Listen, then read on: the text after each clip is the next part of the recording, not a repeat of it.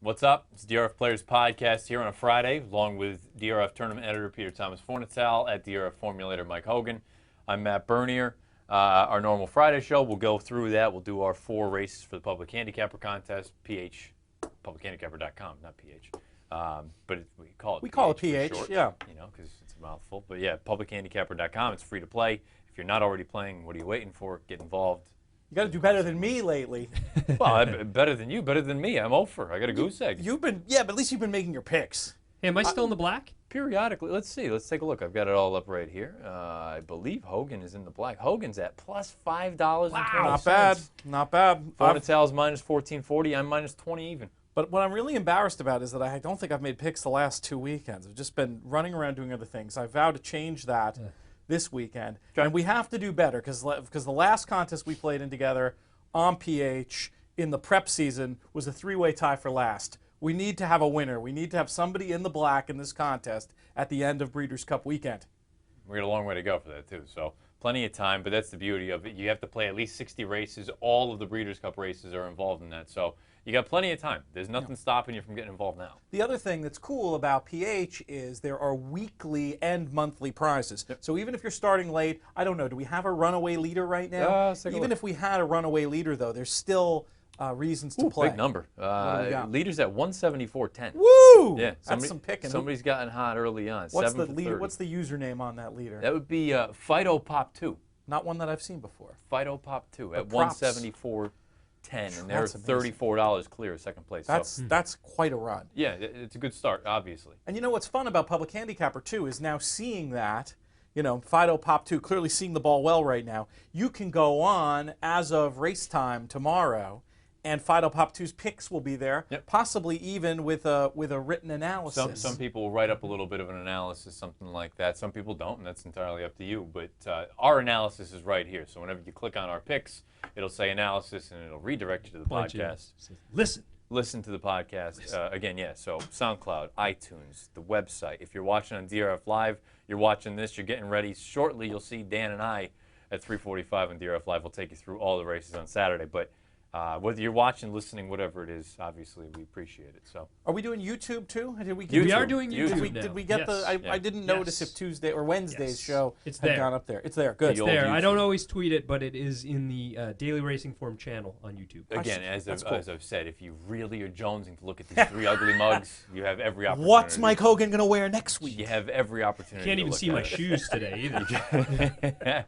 So, is there any kind of hot button thing that anybody wants to talk about before we dive into these 4 races? Because let's just call it for what it is to begin with. Pete and I talked about it before you came in, and you and I have talked. I have only one race where I've got kind of a cute opinion. Other than that, it's just more or less.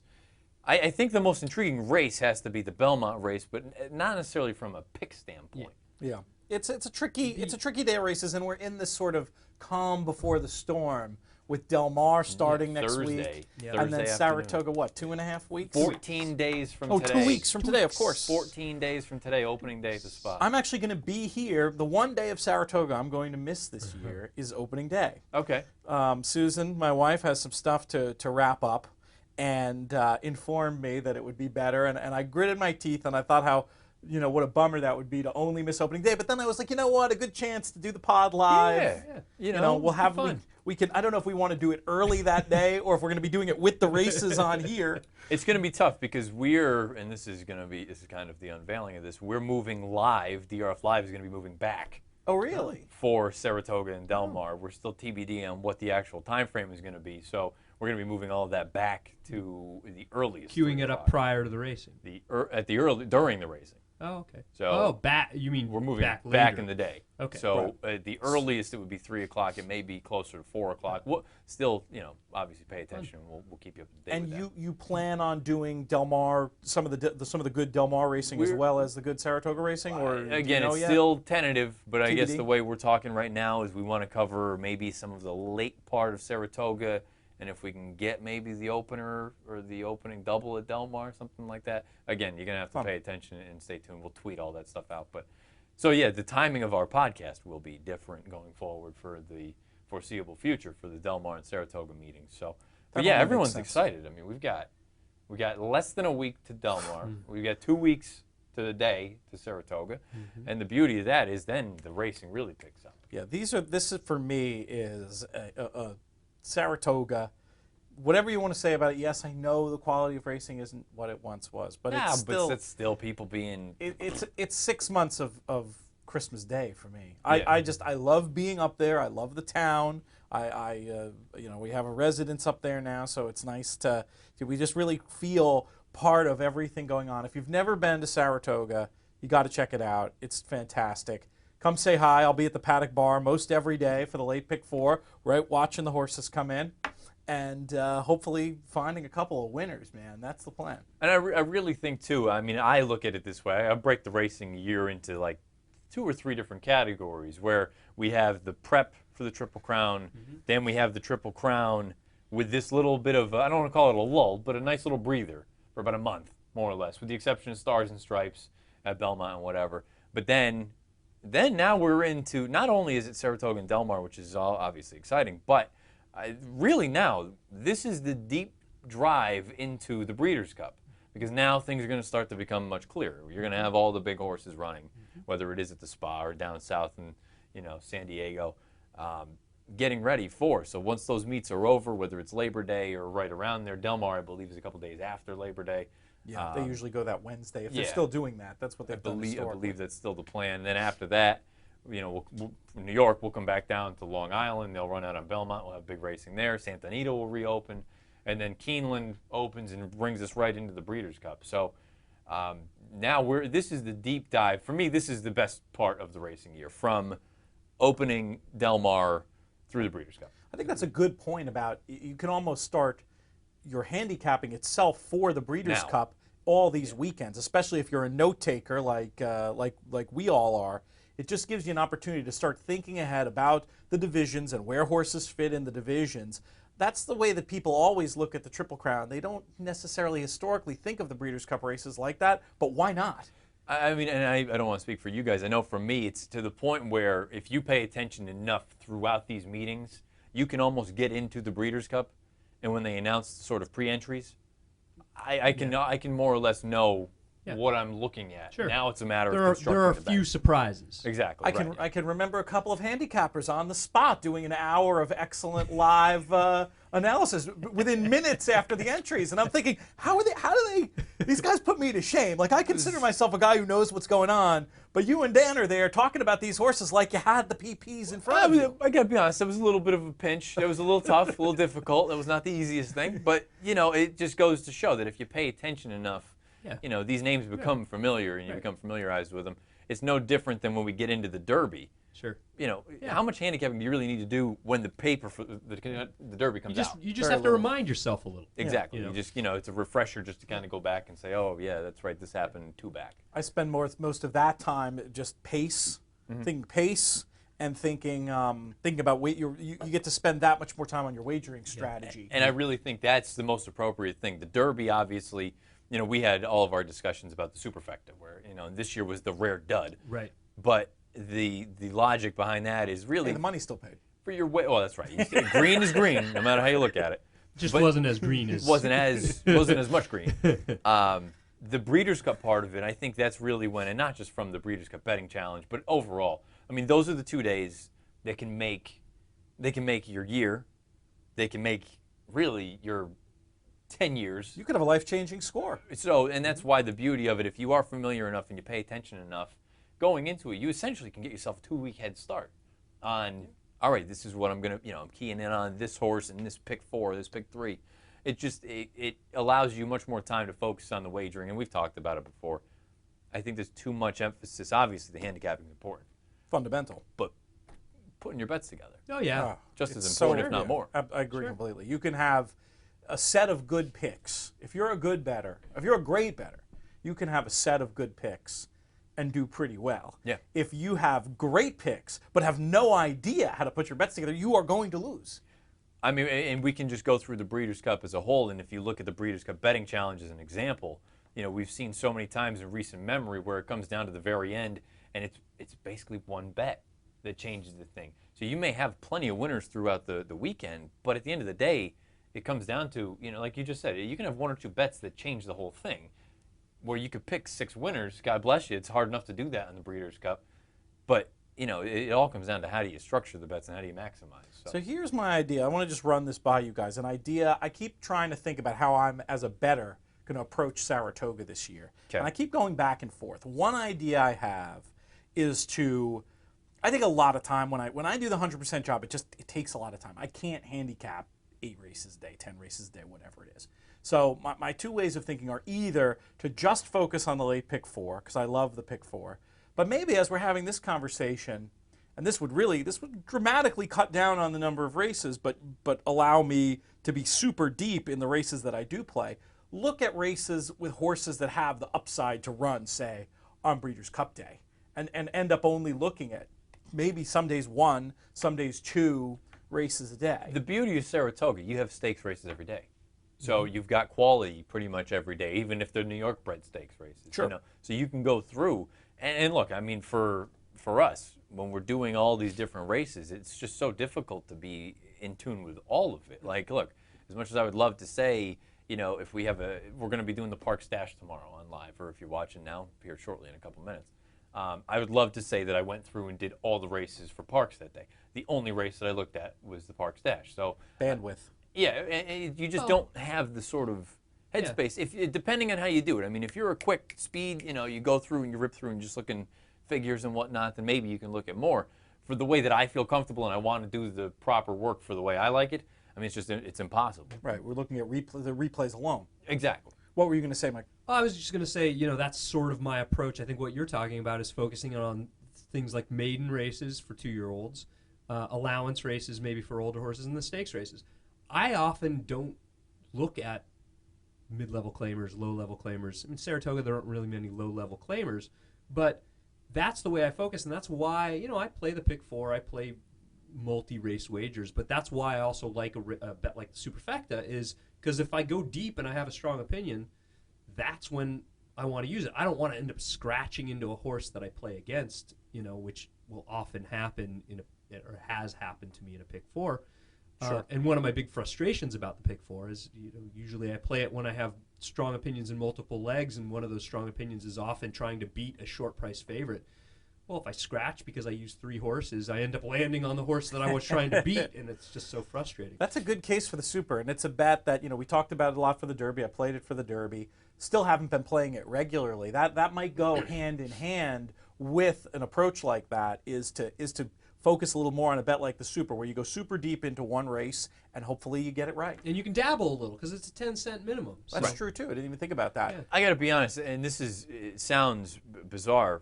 Not this first part that I'm going to say. I'm terrible at Saratoga. My lifetime at Saratoga has just been horrific. All 4 years you've been playing this game? I think at this point now I'm closer to 6 now.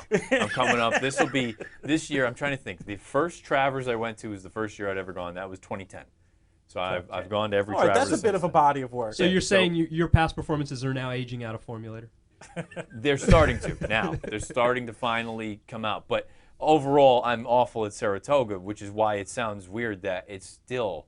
I don't love it because the wagering opportunities are obviously incredible, but I don't even like it for that. It's Saratoga. Yeah. There's nothing. It's Saratoga. How often do you guys each project to be up there? I could probably find a couch if you need one.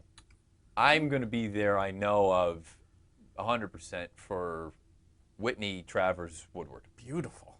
So Working? Yeah. Okay, but still some time to hang at the paddock bar. Oh, sure. And then Whitney, I'll be there overnight into Sunday, and then I may even stay Sunday. I don't know. We'll wait and find out. But Sunday's an off day for me.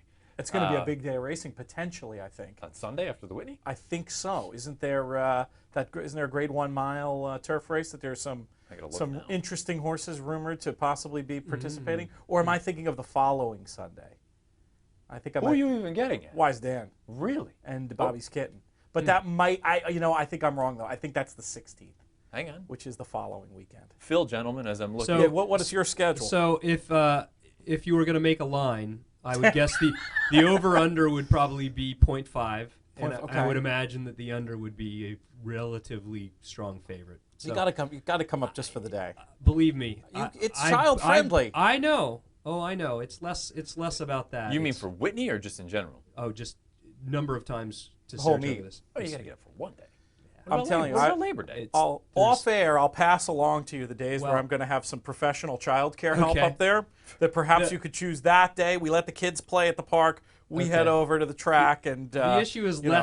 less the childcare and more leaving the 15-year-old dog who gets 7 pills twice a day in the hands of somebody that isn't used to administering that level of Right. medication. right.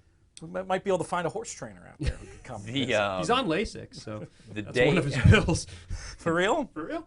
the day after the Whitney, the only stake is the Aladar. But look at the The 16th. following weekend, the 15th, Saturday the 15th, and then Sunday. It's actually Saturday the 15th. Is the 4-star day. So Oh, okay. So, allow me to be the Debbie Downer here. For a podcast where we've got relatively set time limit, we're really we're 15. I think so it's okay. We got a half an hour to go through these Yeah. 4 races. All We right. can go into it all right. now. I do like and the lead into this was we're in kind of a quiet time, but I do like these 4 races because some of my favorite races are turf route stakes, and we have 4 turf route stakes True. to cover They're cool races. in Public Handicapper with some big fields and some interesting ways to go. The first one that we've got is the 9th at Delaware. It's the Robert G. Dick Memorial. Mile and 3/8 on the turf. It's for fillies and mares, what about the 3-year-olds and 7th? up. Doesn't the 7th come first? Yep, it does. I lied. Yeah. I think somebody's paying attention. I would have been happy to the- jump It's right because into it. because I don't have a laptop here. So. The first race is the 7th at Delaware. It's the Cape Henlopen, 1.5 miles on grass for 3-year-olds and up. We've got a big field. I guess at this point, I'll let you guys start because again, I went into it saying I don't have super interesting stuff. This is the one race where I have a halfway interesting opinion, I think. Because I have a horse in here. I don't know if he's good enough, but I have excuses for his last 6 runs. 6? Wow. 6. Go ahead. Wow. We're talking about number 6, St. Albans Boy. Who I was on way back which of prior those times? prior to the big win at Saratoga. I was on him even prior to that, so I've been following him for a little while. But I mean, just very quickly, flow problem last time, wide trip, soft ground, 2 back, obvious trouble, 3 back. I had my own, and then I had 2 other trouble notes from the 27th and November 15th. Some horses just find trouble, Sure. Yeah. and they look better. Calvados. But sometimes when you have a chance to get a horse at a big number, trainer's been firing at the meet. Interesting to see Serpa ride the trainer's other horse, but maybe after finding all the trouble, that was not a choice thing so much as the barn saying, hey, let's try somebody different here. I think this horse should probably be legitimate 15-1 of the morning line. You'll get more than that. So one is a perfect public handicapper horse. I'm going to take a shot. Cool. I like it. Mike, go ahead. So I love this race. This is my favorite race of the 4. There's a lot of interesting horses. There's a couple making their first start in the U.S. with big trainers that often take foreign horses and have a lot of success with them. I mean number 2, Tacticus, and number 7, Montclair. Tacticus is starting for Grand Motion. Main sequence, Flaxman holding those connections, and Montclair starting for Christophe Clement.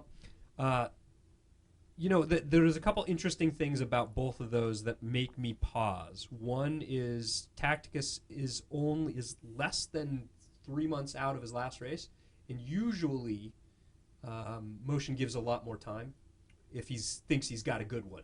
The ones that have come back within 12 days, there have been 12 that come back within 90 days. Most of them come back in allowance or even maiden special weights. So I'm not sure, and he's only had 3 works here. I think this is a horse that might need one. It's probably going to be a little bit over bet based on the connections.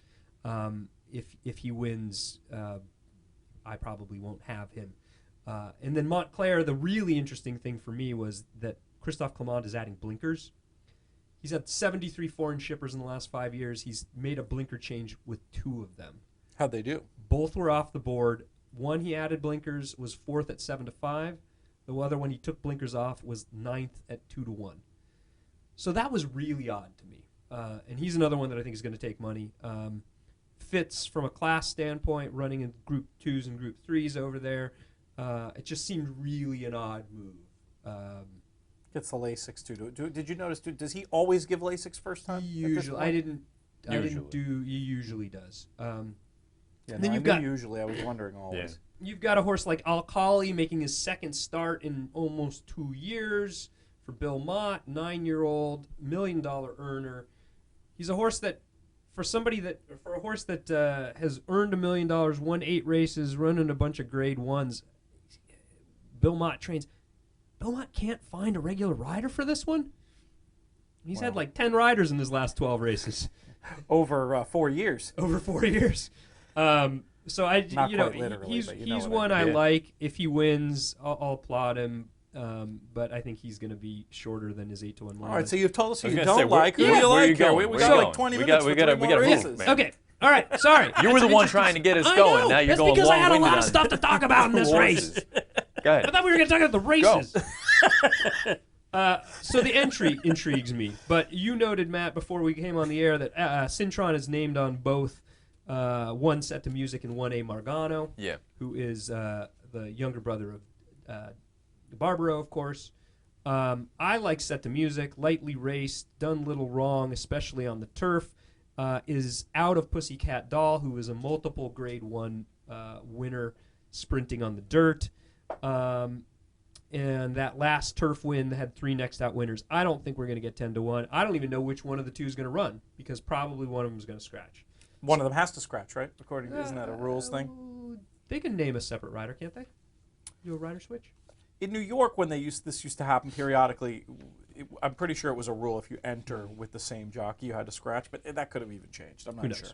Who knows? That's what I'm betting on. So the one that I've landed on. That's not even who you're betting? No, well, because I. Good if Lord. he's We've been in- on this for 6 minutes. if Go. he- Who are you going to bet? If he's in, but because I think he's going to take more money than the 10-1. I think Talk Show Man is live at more than I think he's going to float up from that morning line odds. Was on the pace before tiring in the Dixie. All of the front runners tired. I think he could set a good trip. He could even maybe set the pace in this 1.5-mile race. And he's done little wrong with going long on the turf with Perez up. So he's my kind of wise guy pick in this one. I couldn't talk about him because you gave me. Dude, what do you got, 25 minutes? I can talk about Manchurian High too if you want. Good but grief. He's gonna be your favorite. I don't- Somebody should talk about Manchurian High just because it's the Manchurian High's been awful in his past 2. What else is there to say? tough post. Tough one post, to going oppose. outside. Okay, last one. He went 2 miles. Maybe he doesn't want to go that far. Go ahead. The race before that was a little shorter than what he does best at, and was ridiculously wide. Okay. And actually, And he's going to be 3-1. but that's why I didn't really. Yeah, I think he's one to I oppose. don't have anything special to say. I think the entry's live. Either one of them. I don't know which one's going to run. Holiday Star, I think, has got a shot. Obviously, the imports do too. Again, I kind of Gun like. to your head? Gun to your head, I'd probably go with you, St. Albans boy. I don't think he's that far off. But again, it's a race I'm completely punting on.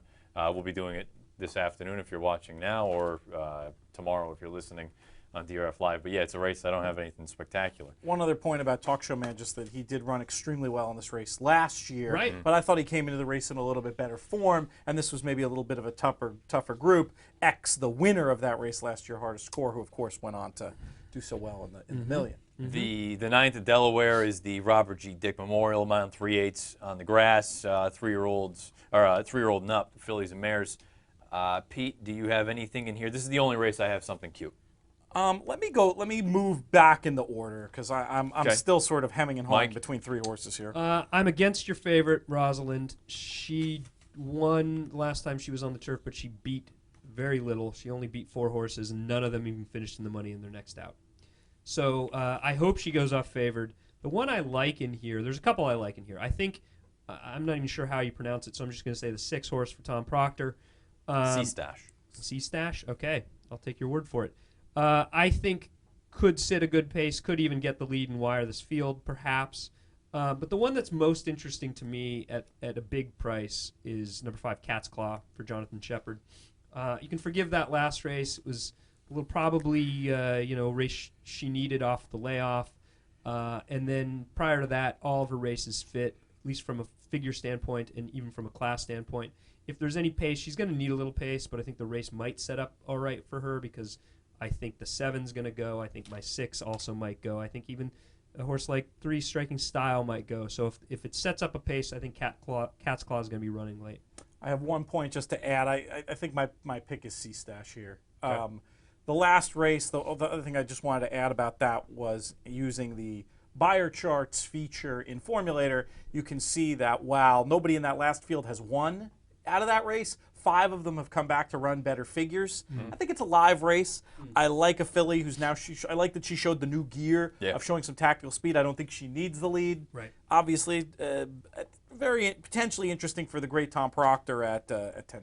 Yeah, no, I think she's very live. She doesn't need to go to the lead, I don't think. I thought her last race was really good. She could have easily gotten swallowed up there late, but the fact that she dug in the way she did, thought that was good. I've always been a fanboy of this horse, and she's always I think she's shown that she's hinted at the ability, but last time out she blew the doors off the field. The 4 Fasnacloik. She has the highest last out buyer in the field. I don't know if she wants the distance. She's going another 1/8 of a mile. I don't know. I look at it and say, the way that she finished that field off last time, if she does that again, I think she's a winner at a big number. I don't think I'm going to get 15, but I think she goes off in that 8 to 10 range. I think it's nice that Pimentel comes geography. He goes over from Maryland, I don't know, to Delaware. I just think that she's got a good running style. She's going to need a little bit of pace in front of her, but at a big number, I think she got a shot. I like the 4 Fasnacloik in the Robert. I almost went with her. I was trying to make a case for her as well. I really liked that last race, but then I started looking, and it almost seemed to me that we talked about the difference between quickening and just running when everybody else stopped. I was afraid that was more the case. It's entirely possible. She looked like she quickened because just nobody else continued to run on. Yeah. I wouldn't write off Rosalind for your multis. I mean, for PH, not one I'm interested in, but I think she's super live. I think this year they understandably wanted to take a shot and see what she could do on the dirt in terms of her value. That would have been something if she could have done something in the Phipps. Didn't work out. Back doing what we know she wants to do. I really thought her campaign was shaping up pretty nicely until that little misstep. Not for PH, but I wouldn't be in a hurry to bet all my money against her. Well, Dan and I did a pick 3 video for Delaware earlier today, and we both said the tough thing is this race is followed by the Delaware Oaks with Lovely Maria. So I feel like you can't use both of the chalks. Fair. So you got to make a decision. Either you want to pitch Lovely Maria or pitch Rosalind. I have much more confidence in Lovely Maria than I do Rosalind. How's that field look? It doesn't look awful. I think it's a fun little race. I think there's Bar of Gold a little in there. Bar of Gold is in there. I love her. I don't know how far she wants to go. I used her in the pick 3. I picked Danza Trice, who ran clobbered in that last race. Yeah, she had no shot in the Acorn. Danza Trice, Danza Trice. Larry Coleman's called it Danza Trice. I'll go with that. Trice. She ran in spots last time out, and I wonder if it was a combination of the one turn, and she had never seen really horses of that caliber. She ran on and galloped out like a freight train. But yeah, Lovely Maria is the horse to beat in there. But is she a slam dunk? I don't think she's an absolute lock. I think she's more likely than Rosalind is to win her race, so that's why I threw out Rosalind. But I like that point you make about writing your tickets. Obviously I'm as big a ticket maker supporter as anybody, and I always will use that at the first order. But then you can kind of go through and be clever and say, hey, let me look on focusing on some combinations that are going to pay too. Right. And if you're going to play that, if you're going to have Rosalind and Lovely Maria as ace, you better have it a whole lot of times, or don't play it. Figure one of the missteps, play the other A's if you have them, or at least B's in one race with the other, and come up with some clever tickets that can get you paid. There's a difference between cashing tickets and getting paid. 100%. That's the thing. I don't think any of us are in the business or want ideally to be cashing. If you just want to cash, go right ahead. I mean, play show bets. Yeah, exactly right. And I have no. And there's nothing wrong with tickets. that. No. But I mean, look. At the end of the day, I want to make cash. I don't care about going up to the window and handing over my ticket. I want green back. The 7th at Arlington is the 3rd race. The Modesty Grade 3. Fillies and Mares 3-year-olds and up going a mile and 3/16. Yet again, this is the most disappointing race for me, just because there's a horse in here at a short price. I've said it on the podcast before. I don't like her. I've never really understood all of the hype surrounding Riposte. The problem I have is I don't love anyone else in here. So it's one of those races that... You're not going to pick at Riposte, are you? No. Okay. No, not at all. You're just saying you don't have a strong opinion to go against her. Elsewhere to go against because her. I've defended her in the past, and I think I'm off that bandwagon at this point. I've never understood the love affair for her, and she's just so far off form, even if you wanted to say that she was good way back when. She's one to oppose here, no The doubt. problem is I just don't have anything interesting. I took the 8 Lady, or Gaga A, but that's really without much conviction, so I'll let you guys kind of take the ball. Well, I'll tee it up so Mike can maybe be the clever one, because Gaga A I sort of landed on by default as well. I mean, I thought the tape on the last race was okay. Yeah.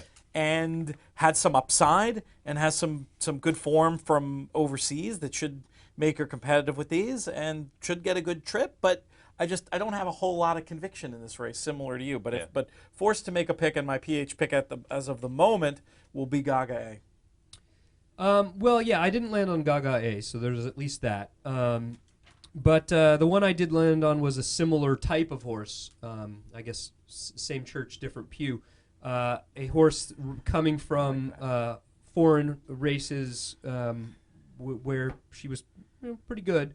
That's number 5, Mango Diva. I think you can excuse that last start. Had some trouble. I didn't think it was that real trouble. What's your opinion? Did you watch that tape? I did, but I mean, it wasn't. Look, it's not like, oh my God, international bad trip horse kind of stuff. It's just, it was a fine effort for a trainer that doesn't really win with a lot of those types. That's fair. I just didn't think she did any running.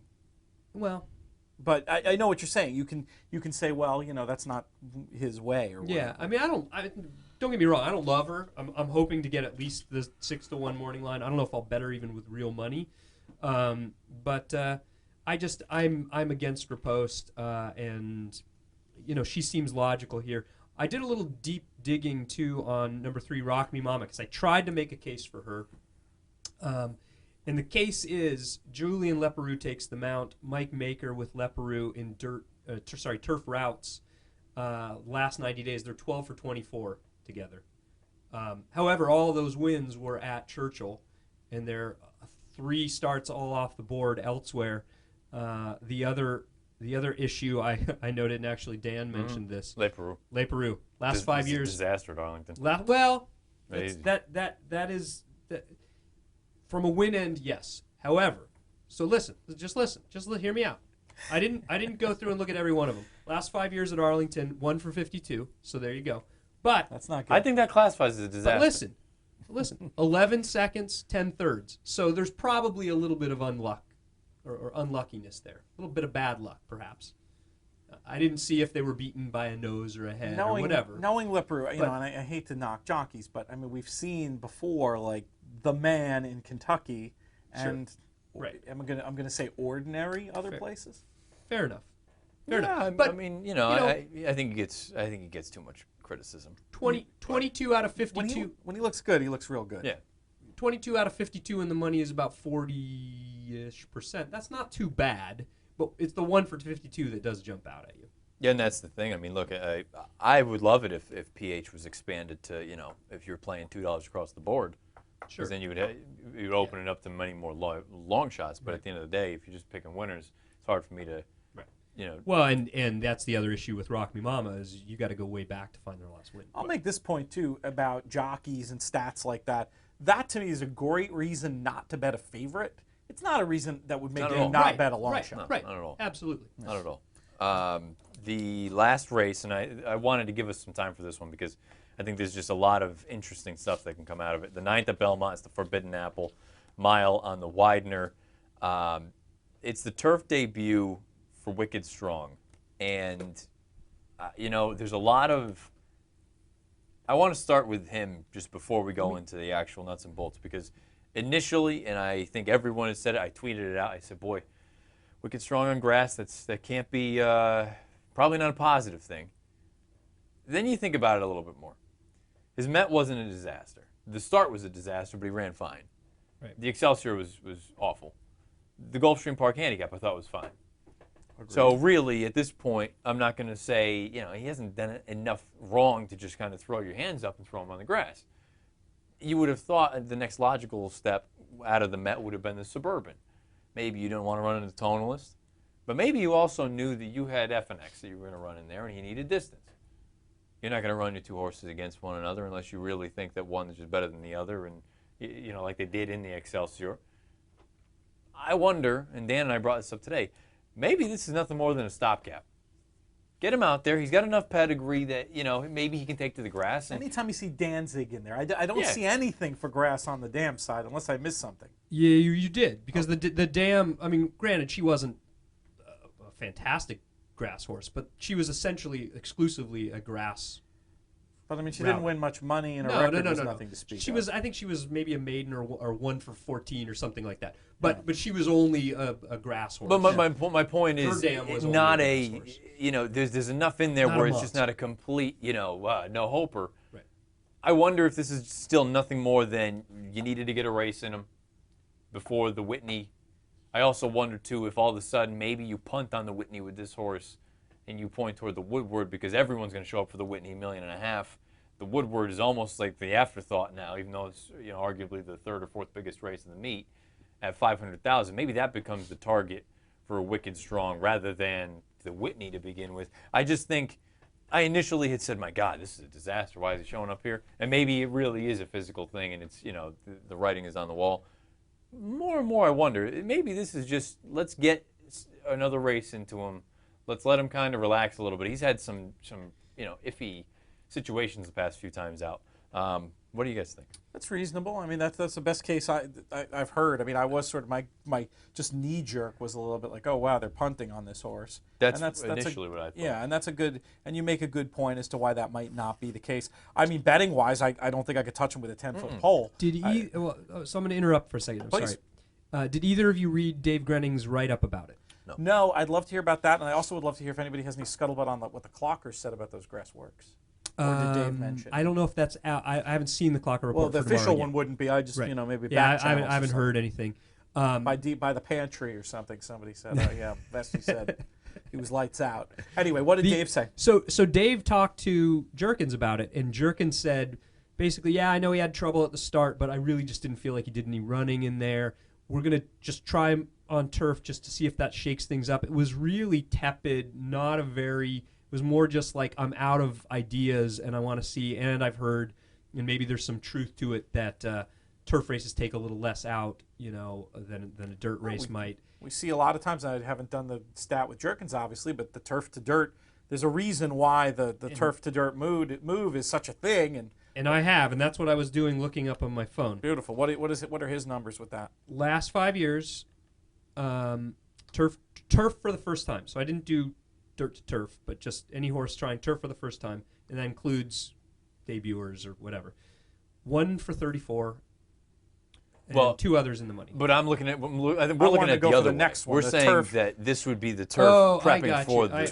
I have not done that. Turf to dirt. Yeah, that's. But fair. those would go. It would go hand in hand. That number wouldn't be a good win percentage, number, yeah. And then the other one might be good. Right. I mean, I trust Jimmy Jerkins implicitly. I think he's one of the best trainers there is. Yeah. So. Yeah. So I mean, you got to be against Wicked Strong here. I mean, from this race, absolutely, you don't want him. And do you think? I mean, it's funny. He's a little bit like Vijak was last race. Well, see, I thought Vijak, though, pedigree-wise, was like super duper live. We're not talking about. I knew when you said about the dam, I knew what you said. That wasn't news to me. I just wasn't impressed by that as a turf pedigree. Whereas Vijak's turf pedigree was like, whoa. Yeah. Well, no, absolutely. But you look at it from the standpoint of a horse that was a graded stakes winner on the dirt, who had his best form was at least a few races back. A move to try and shake the horse up. I don't think it was trying to shake the horse up. I think the horse was grossly mismanaged. You're talking Vijak now? Yes. Yeah. Okay. And then when he got into Mott's barn, Mott knew this is what he wanted all along. We went into it. I think we discussed it on the podcast. I don't know if you guys might not have been there for this one, but that was part of the discussion was what do you do with him and how does he get bet? And for public handicapper, what is the I know 5-1 is the morning line on Wicked Strong. Does he float up? Does he get bet hard? I think he gets bet on fame. Right. He's 2-1 on PH. Wow. That's exuberant. The favorite. How many picks in on there? It's pretty early. Total is 574. Not nothing. So he's got 143 of them. But Vijak, there was enough there. And again, this is a horse that Dan and I have gone over this, and I've just been screaming at the mountaintop. He doesn't want to go long. Why did they keep running him going 2 turns and going 1 1/8 and mile and 3/16? He wants 1 turn. He's probably a sprinter at heart. And then when you factor in, you try him on the grass. I think a lot of people look at that and they immediately panic and think, oh, well, they're just throwing their hands up. No. No. It's probably what he's wanted all along. And he was very live in the betting last time, Right. drifted up late. He's my play in here. I think no doubt about you it. could make the argument he's the second most likely winner in this race. I like him a lot. I thought that Or last even the time. most likely. Remember, last time this was a horse coming from far back who had the other Yeah, no speed, pace. heart-to-heart grabbed for Stranglehold. whatever reason, Yeah. and King Creasa, went out and won on the lead uncontested. Good for him. But Jack, major flow upgrade. But it was more than that. It was the class he showed in the lane and the effort and the way he carried himself coming home that made me think this is a good turf horse. Yeah, I think he's got ability. I think he fits in here really well. On PH, he is the second choice, co-second choice at 3-1. That's the thing. He's going to take money, and I think that's the only concern going into this one. I think he's a very likely winner. I can't possibly pick him, though. Yeah, see, there are only 2 horses that I would even consider picking, and they're both probably going to be short prices. The other one, aside from Vijack that you mentioned for all those reasons, is Grand Arch. Yeah. Who, from a class standpoint, probably is the class of the field, really probably only wants to go a mile. The one-turn miles at Woodbine have been fine for him. He hasn't raced at Belmont, so, I guess you could make the case he's better at a 2-turn mile. And at a short price, that might be a reason to bet against him. But Brian Lynch has been fantastic in turf routes at Belmont, especially in And he's won a 1-turn mile just with a wider turn up north. Right. So, but again, 3-1 morning line, I don't know, maybe he drifts up a little bit. Maybe Reload takes more money. Maybe Wicked Strong takes more money. Maybe everyone's on Vijack. He might be a little overlooked. So I haven't decided which I'm going to pick, but it's going to be one of those 2. I'm not going to pick either one of them just because they're going to be garbage prices. I think there's 3 horses in here. It's the 1, the 4, and the 5. It's Reload, Vijack, and Grand Arch. Reload visually last time out was just fantastic. Dan brought up a good point, though. Boy, the way that they finished with him, and he's been gone since May 22nd, this is a horse who clearly has had physical issues. Doesn't give you a lot of confidence, all those layoff lines. Is he held together with Scotch tape? Yeah. I mean, Here you go. 5 races, 4 layoff lines. Right. Mike Welsh did the write-up on the race, and he said that Shug McGahee said he was off due to, quote, some soft tissue issues. I mean, that ain't that's good. not, screaming confidence. So he has a world of ability on grass. Ever since they put him over there, he really has turned into a different animal. Vijack, we've talked about it. I think he's really good. And Grand Arch, a lot of people are off of him after that Churchill race. I don't think he won any part of the distance. Mm-mm. He was lit up like a Christmas tree. He was headstrong early and kind of, He didn't even get beat that much. No, but I mean, I still think that was more just... He also... Keep in mind, that race has come back super live. Right, and he went a little wide with a rider that I think I've mentioned on the podcast, is a fine rider but doesn't usually concern himself with ground loss in turf races. He gets a jockey switch to Saez. I think I might actually make the case, and this is probably why I'd pick him despite the price, I think he's the most likely winner in here. I don't agree with that, but I think he's a logical runner. I think the 2 most likely winners are the 1 and the 4.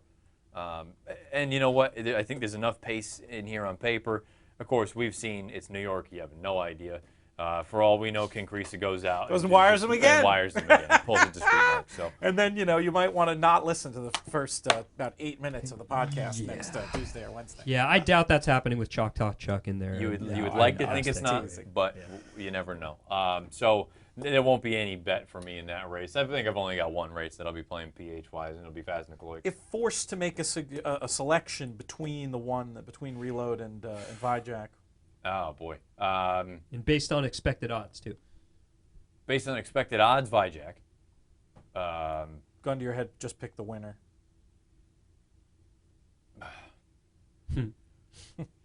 How much are you concerned about those soft tissue issues? Yeah, really, that's the thing. I think Reload's a toss. I really do. I'm tossing him. I do. Yeah. I do. Not a toss. Well, a B. The way I'm looking at it is if that last race is really what he is, he pounds this field. Absolutely, but you got to look beyond that. Right? That's the thing. Well, I don't even care about that. It was the way that he did it. Right, sure. I mean, sure. if Fair enough. Javier had asked him to run, he wins by 7. Yeah. I mean, that horse was a monster that day. But like you say, the soft tissue, the short number. I guess I would go with Vijack. But he and Grand Arch would be my race. Grand Arch would probably, if I had to make a selection for PH, it'd be Grand Arch. That is a great thing about PH, though. You can sit out. Well, the only handicap, well, not the only, but one of the few, where you can sit out the races, even in an online format, that you don't want to play. So you have that option. Yeah. So I'll just, I'm probably only going to be putting in one play, and it'll be Faz and Collect for this weekend. We have hit the 45-minute mark, which is what we needed to do for the minimum. So we have any... We fulfilled our contractual obligations. Final thoughts before we wrap up, headed into the weekend? Three podcast hosts, 3 cabs. We're just here until we can't wait to get away from each other. I was going to bring it up. We ran out of time. We can do it for another podcast, but I will say I wanted to talk about the coupled entry debate and whether you guys like that or not. And can we do it in 30 seconds? Because I actually want to hear about this. Hogan can't do anything in 30 seconds. Also, the news is that recently New York Gaming Commission has said they're getting rid of coupled entries for stakes races over $50,000. Okay. They do that over $1 million currently.